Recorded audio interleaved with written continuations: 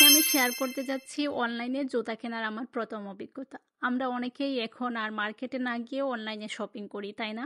প্রযুক্তি আসলে অনেকটাই এগিয়ে গেছে। বিভিন্ন রকমের ডিজাইন, কালার, স্টাইল সবকিছু চোখের সামনে, আর ঘরে বসেই অর্ডার করি। আমার স্টুডেন্ট লাইফ থেকে অনলাইনে কেনাকাটার বেশ অভ্যাস।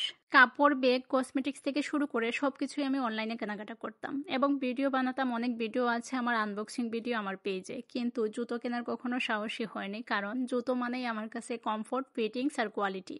অনলাইনে বেশ ভালো কোয়ালিটির জুতা পাওয়া যায়, সুন্দর লাগে দেখতে। কেনার সাহস হয় না, কারণ ছবি দেখে বোঝা যায় না আসলে কেমন হবে। আমার হাজব্যান্ড অবশ্য বেশ কয়েকবার জুতো কিনেছে অনলাইনে, তার ভালো কিছু পেজ জানাও আছে, সেই হিসেবে আমি অর্ডার করি। কয়েকদিন আগে সে এক জোড়া জুতো নিয়েছিল এবং সেই জুতোটা দেখে আমার ভাই অর্ডার করেছিল। তাদের দুইজনেরই অভিজ্ঞতা বেশ ভালো। তাদের এই ভালো অভিজ্ঞতা দেখে আমিও ভাবলাম এক জোড়া জুতো অর্ডার করি।